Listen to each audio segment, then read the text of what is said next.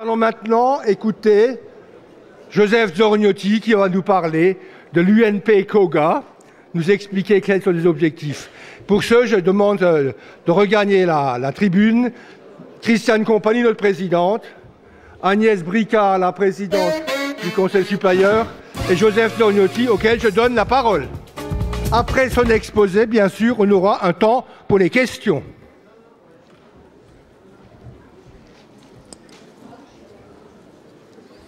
Présidente,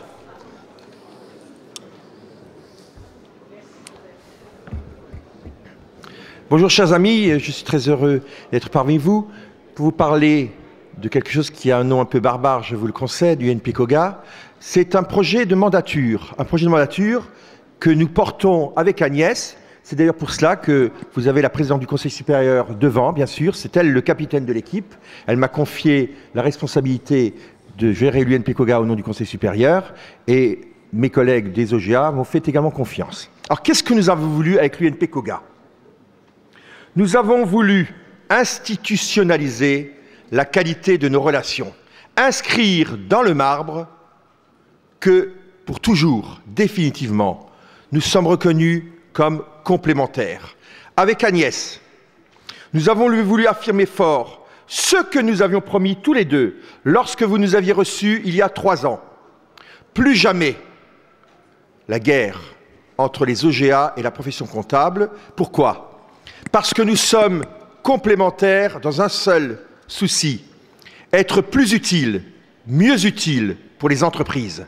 Voilà l'objectif du l'UNP-COGA, c'est d'affirmer très clair que nous sommes complémentaires à l'expert comptable, le conseil privilégié du chef d'entreprise dans sa dimension comptable, fiscale et sociale, aux OGA avec leur mission spécifique reconnue par la loi, dont la prévention fiscale, tout ça dans un cercle vertueux, avec en plus une tutelle commune, c'est ce qui arrange les choses. Agnès vous disait tout à l'heure, je l'écoutais avec beaucoup d'attention, que quand vous voyez quand il y a Bercy et la place Vendôme, ce n'est pas évident. Là, nous avons de la chance, nous n'avons que Bercy. Et donc, pourquoi tout cela? Pourquoi être plus utile? Parce que les entreprises, et il y a de nombreux chefs d'entreprise dans cette salle, j'écoutais le représentant des adhérents, eh bien nous dire, nous voulons des experts comptables et des OGA qui soient plus à nos côtés, mieux à nos côtés. Alors nous avons lancé 2 premiers chantiers. Tout d'abord, le chantier des statistiques. C'est quoi? C'est mettre en commun ce que nous savons faire. Il n'est pas question de vouloir déposséder quiconque de son savoir-faire, de son expertise. Les OGA, bien sûr, continueront à exercer leurs prérogatives avec leur savoir-faire, avec ce qu'ils savent faire. Je pense par exemple les cahiers rouges et les cahiers bleus de la FCGA continueront bien évidemment à être faits par la FCGA et sous sa propriété. Il n'est pas question de déposséder quiconque. Il n'est pas non plus question de mettre des outils qui pourraient donner à penser que nous pouvons pousser vers le visa fiscal grâce à ces outils. Agnès et moi-même, vous le savez, dans notre campagne, puis dans notre exercice, elle aujourd'hui, moi hier, nous avons toujours dit que le triptyque vertueux, pour nous, c'était l'expert comptable, le client, l'expert comptable, les OGA, tout ça pour être meilleur. Et d'ailleurs, vous le voyez, le visa fiscal pour les experts comptables existe depuis 4 ans. Aujourd'hui, sur 19 000 experts comptables, seuls 35 ont pris le visa fiscal. Et vous comprenez donc que la position politique que Agnès et moi-même avons prise, pas par intérêt politique, une position politique parce que nous sommes convaincus, tous les deux, elle vous le dira d'ailleurs beaucoup mieux que moi tout à l'heure, nous sommes convaincus que c'est ce triptyque qui rend mieux service aux entreprises parce que chacun a sa place. Le conseil du privilégié du chef d'entreprise, comment voulez-vous qu'il puisse en même temps faire de la prévention fiscale?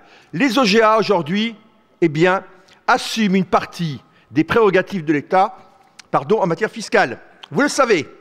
Et la RGPP, les économies publiques font que, eh bien, une partie de la sphère privée assume cette fonction de pré-contrôle fiscal. Les experts comptables ne peuvent pas le faire, n'ont pas le droit de le faire. Parce que sinon, quelle sera la vision, le regard de leurs clients en se disant « mais c'est une officine du fisc ou est-ce que c'est mon conseil ?» Eh bien, nous l'affirmons avec Agnès très fort. L'expert comptable, c'est le conseil privilégié du chef d'entreprise. Il doit être aux côtés du chef d'entreprise.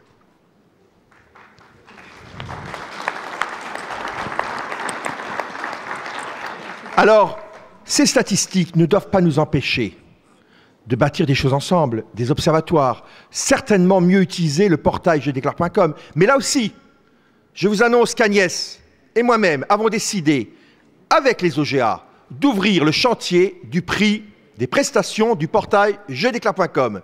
Il est indispensable que ce portail ait un prix qui soit reconnu par vous tous, par nous tous, comme équitable et normal.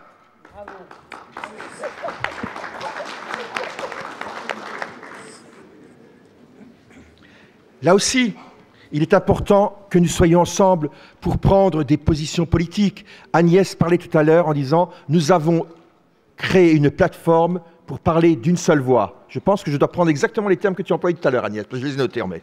Voilà, eh bien c'est ça qui est important. Un deuxième chantier, c'est de nous simplifier la vie aux experts comptables au centre. C'est pour cela que nous avons ouvert le chantier des simplifications des OG, avec l'ensemble des acteurs. Pourquoi? Parce qu'il y a sur 300 OG aujourd'hui, nous avons pu constater que près de 200 n'étaient pas obligatoires, pouvaient être automatisés. Eh bien, il faut simplifier la vie des cabinets. Les cabinets le revendiquent, le réclament, et ils ont raison. Par contre, pourquoi être plus utile? On va simplifier, pas simplement pour simplifier. J'écoutais avec attention le ministre. Simplifier pour être mieux au service des entreprises.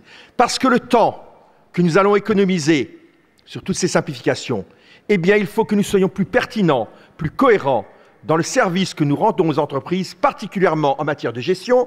Vous savez qu'Agnès a lancé un chantier très important, le financement des TPE avec les petits crédits de moins de 25 000 €. Et vous avez compris tout à l'heure, lorsque vous avez assisté à l'exposé sur les URL, que le problème majeur, c'est le problème du financement. Le IRL, bien sûr, mais sans que pour autant les banques ne prêtent plus. Comment voulez-vous que les banques ne prêtent plus si elles ne sont pas garanties? C'est l'objectif de travail que fait Agnès. Elle est en train de conclure un accord avec la CIAJ, elle ne vous l'a pas dit, elle le fait, c'est-à-dire qu'elle, ces fameux 30%, elle veut pouvoir les gommer. Elle peut d'ailleurs, je pense qu'elle va prendre la parole tout de suite après, j'en ai encore pour 2 minutes. Eh bien, voilà. Vous avez compris, simplifier la vie pour être plus utile. Elle a lancé quelque chose qui est un communiqué. Pour la première fois, le logo de l'UNPCOGA apparaît pour être mieux au service, pour mieux accompagner les entreprises, les auto-entrepreneurs et puis également le financement des entreprises. Eh bien, il faut qu'à l'avenir, ce ne soit pas une expérience, mais que systématiquement, dans les grands projets pour lesquels nous sommes mobilisés, les OGA, et les experts comptables au service d'entreprise, nous parlions d'une seule voix. J'ai bien écouté l'exposé. Je proposerai au prochain conseil d'administration de l'UNPCOGA de se saisir du problème de l'EIRL. Et Agnès avait raison, elle a dit tout à l'heure, nous avons communiqué trop tôt, parce que nous n'avions pas tous les textes. Pas nous, le pouvoir public ont communiqué trop tôt. Eh bien, nous allons communiquer, nous, lorsque tous les textes seront sortis. Je proposerai donc à l'UNPCOGA que les OGA et le Conseil supérieur communiquent ensemble pour mieux communiquer, pour communiquer plus juste. Voilà. Je vous remercie de votre attention.